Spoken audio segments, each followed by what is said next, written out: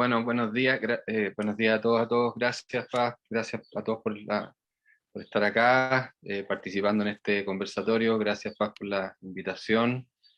Eso de los 2 minutos me sonó terrible. Después de los 2 minutos, ¿qué pasa? No sabemos qué pasa, y caigo al foso de los lagartos o alguna cosa que... Tú eh, redondeas en los últimos dos ok. minutos. Así es como funcionamos en CENFA, ustedes se dan cuenta, la directora ejecutiva da una orden y todo el directorio, el presidente, todo el mundo obedece. Así que así operamos en esta institución. Eh, Oye, déjenme compartir una breve presentación eh, que tiene que ver con el estudio que hemos estado realizando en la universidad y en conjunto con la consultora DataLab sobre el tema de teletrabajo, ¿no? Y sobre el tema de teletrabajo, sus impactos en la productividad, su impacto en la salud mental, ya no necesariamente como una modalidad de trabajo obligada a partir de la pandemia, sino que como una forma de trabajo que se incorpora junto con las modalidades más tradicionales, presenciales. Y entonces lo que hemos estado preocupados es de entender cómo estructurar el trabajo de aquí en adelante o en los últimos meses, en que ya ustedes han visto que varias organizaciones han estado volviendo ya con un esquema de trabajo mucho más estabilizado, eh, que normalmente combina lo presencial con el teletrabajo. Pero hay muchas preguntas: ¿quiénes? ¿Cuándo? ¿Cómo? ¿No es cierto? ¿En qué modalidad trabajar? ¿Qué elementos hay que considerar? ¿Cómo hay que instalar estas modalidades híbridas? Por lo tanto, tenemos que hablar de los nuevos modos de trabajar, más que solo hablar de teletrabajo. Básicamente, estamos hablando si hablamos de teletrabajo, hablamos de una de las modalidades que ya no solamente va a ser una modalidad para la emergencia, sino que va a ser una modalidad que se va a quedar, y eso lo estamos viendo en todo el mundo.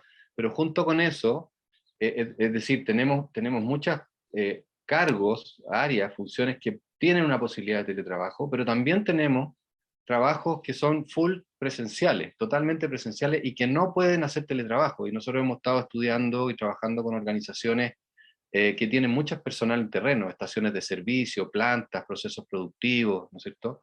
Entonces tenemos ese segundo segmento, que ya no tiene posibilidad de teletrabajar, sino que tiene que seguir trabajando o trabajar en condiciones de presencialidad, la minería, en fin, todo lo que tiene que ver con industria en recursos naturales, etcétera.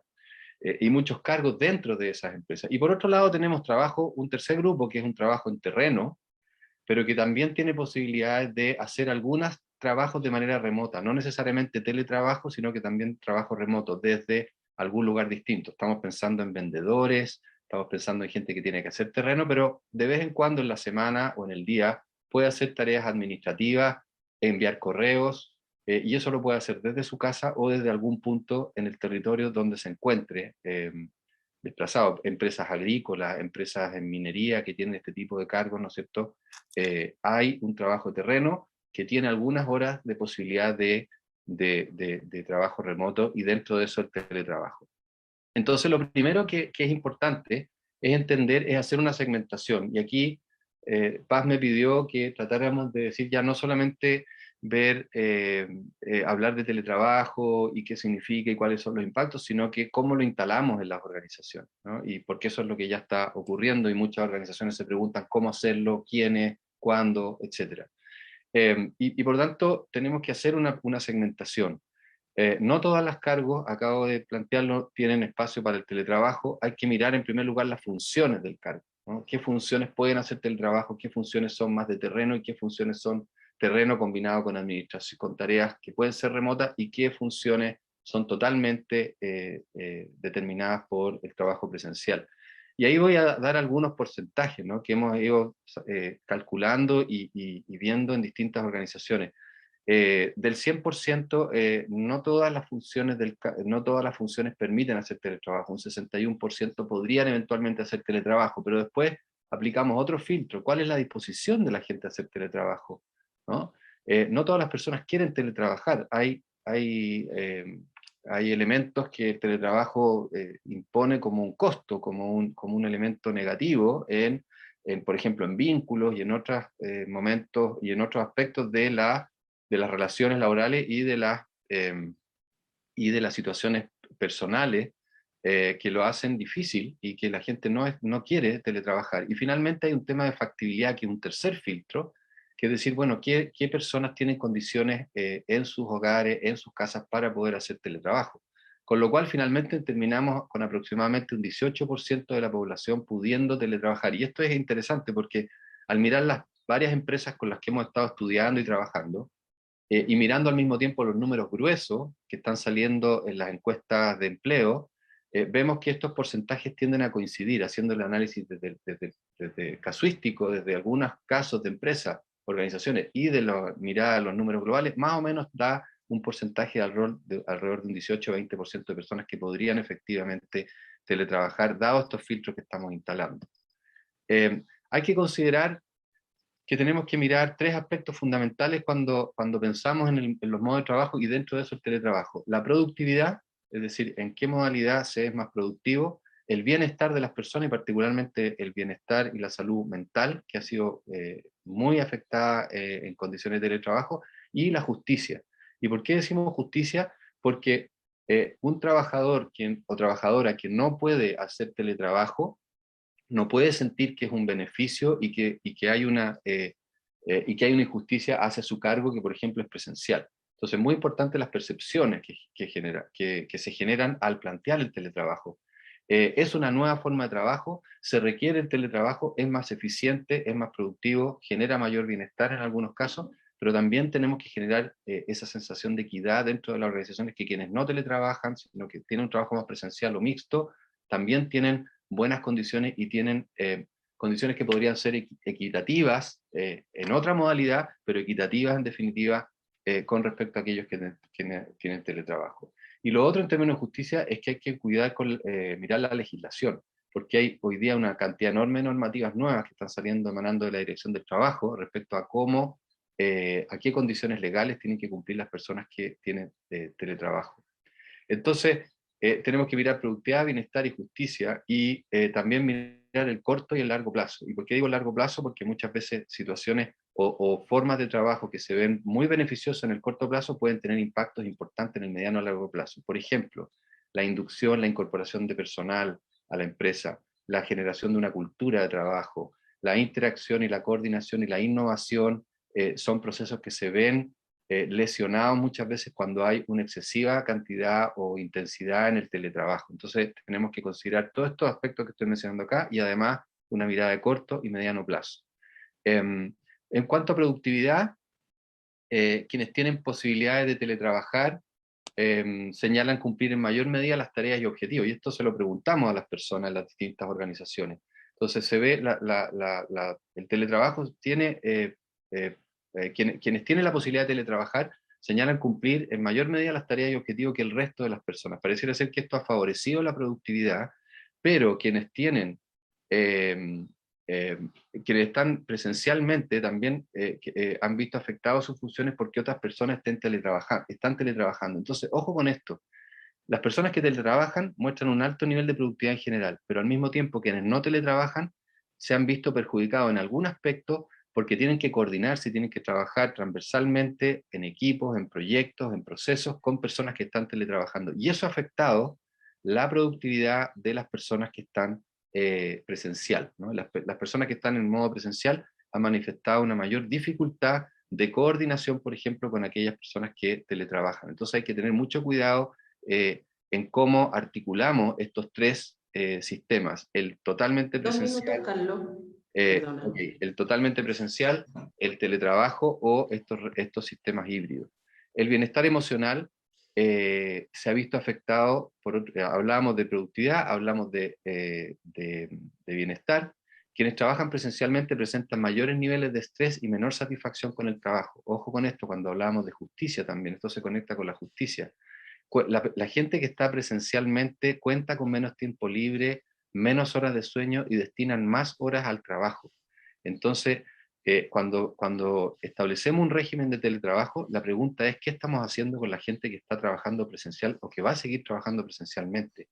Eh, cómo generamos esa sensación de justicia y que nos estamos preocupando de los distintos grupos dentro de la organización y no solamente con esta nueva forma de trabajar que se ha puesto de moda, que se lleva toda la atención, pero que no es la única y que vemos que no es tampoco la mayoritaria, ¿no? Entonces, por eso decimos también instalar los criterios de justicia, considerar las percepciones. ¿Es considerado un beneficio? No, no debiera ser considerado un beneficio. Y si es considerado un beneficio, ¿cómo equilibramos esa percepción en las otras modalidades que no son de teletrabajo? ¿Cómo nos preocupamos de las condiciones materiales de quienes trabajan de manera mixta o más presencialmente? ¿Cómo nos preocupamos del desarrollo profesional, las capacitaciones de todo el personal y no solamente la gente que está teletrabajando, incorporando herramientas tecnológicas? ¿Y cómo hacemos, por ejemplo, con el trabajo presencial, una reorganización geográfica, patrones de movilidad? Por ejemplo, establecimos en una organización oficinas remotas, de manera que la gente no tiene que ir presencialmente a la oficina central, sino que puede ir a oficinas satélite junto con otras personas mucho más cerca de su casa, y eso fue producto de una reorganización y a partir de una georreferenciación de las personas, dónde trabajan, dónde viven. Entonces, esa organización se preocupa por la gente que teletrabaja, pero también se preocupa por la gente que está en modo presencial. Cierro con esto, yendo un poquito más al tema de teletrabajo. Descubrimos que hay 4 factores que son muy relevantes si ya nos centramos más directamente en el grupo que teletrabaja.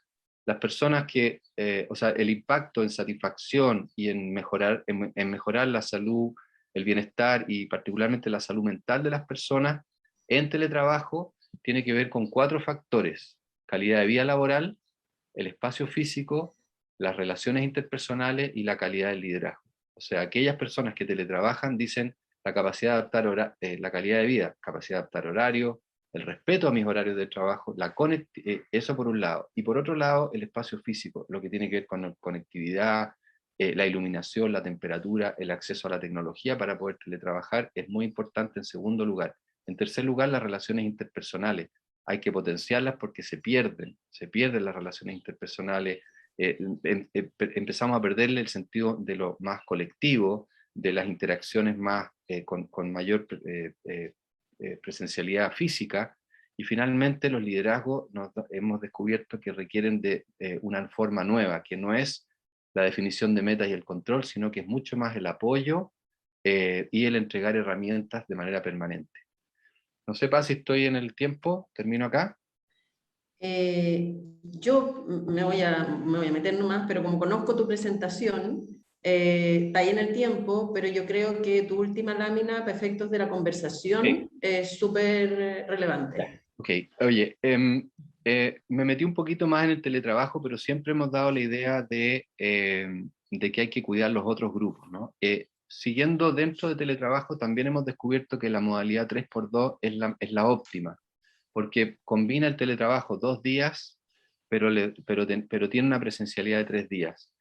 No solamente considerando productividad, bienestar, justicia, sino que también estos efectos de mediano plazo que yo decía. La inducción, la incorporación de gente es muy difícil hacerla online, por lo tanto se necesitan varios días de presencialidad. La innovación, muy difícil hacerla solamente de manera remota. La discusión y decisiones, el sentido de pertenencia, el desarrollo de competencias interpersonales, muy difícil hacerlo con pocos días de presencialidad. Y el fortalecimiento de redes personales, por supuesto, que requiere más días de presencialidad. Entonces, por eso que esta modalidad es la que nos ha ido resultando mejor al implementarla en las empresas, en aquellas personas que van a teletrabajar, ¿no? Estoy dejando fuera, por supuesto, aquellas personas que tienen un trabajo mucho más intensivo en lo presencial. Y finalmente, ¿qué hacer? Eh, Esto para la reflexión, lo que decía Paz, ¿qué prácticas han tenido impacto y han ido funcionando a manera de piloto, incluso ya más extendido en algunas organizaciones con las que hemos trabajado? Eh, 4 áreas: lo físico, lo social, ¿no es cierto? Perdón, lo físico, lo social, todo lo que tiene que ver con capacitación y todo lo que tiene con elementos técnicos y lo que tiene que ver con justicia. En lo físico, proveer apoyo en herramientas tecnológicas, cowork satelitales, es decir, lugares que no son la oficina central, pero que son lugares satélites donde un grupo importante de personas se reúnen cerca de su casa en sectores no tan céntricos y que les permite combinar una suerte de remoto, pero también presencial. Optimizar espacios comunes para encuentro del equipo. Lo importante es que cuando un equipo, un área va, que vaya todo el área, y si es que hay que hacer turnos en la oficina, no vaya una parte del equipo que esté en la casa y otra parte en el trabajo. Tiene que ir todo el equipo para aprovechar esa presencialidad y realizar las actividades que son más óptimas en conjunto en lo presencial.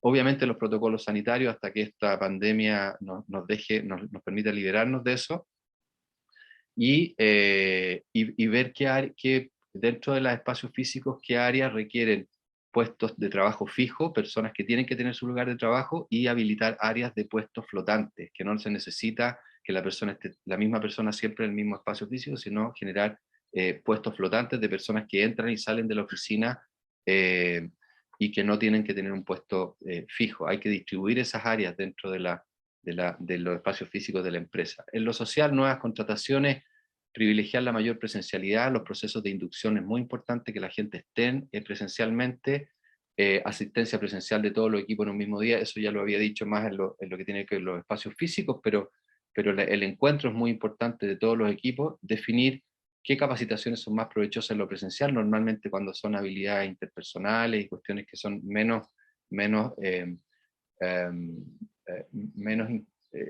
son menos apropiadas para la capacitación online en términos de manuales o tutoriales. Eso se puede hacer online. Hay cosas, desarrollo de habilidades es mucho menos provechoso hacerlo vía tutoriales, por ejemplo.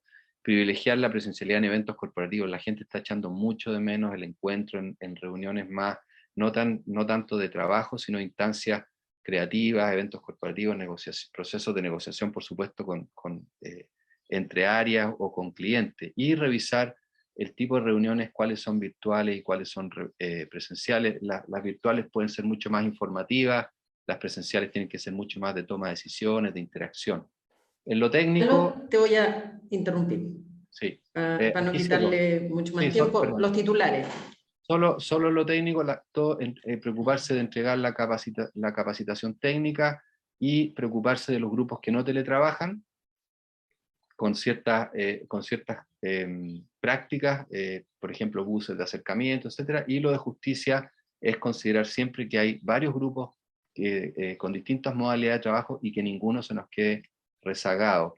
Y por lo tanto mirar mucho las condiciones de trabajo y aspectos que pueden mejorar el bienestar de aquellos grupos que no están teletrabajando y que se han llevado un poco toda la atención en el último tiempo.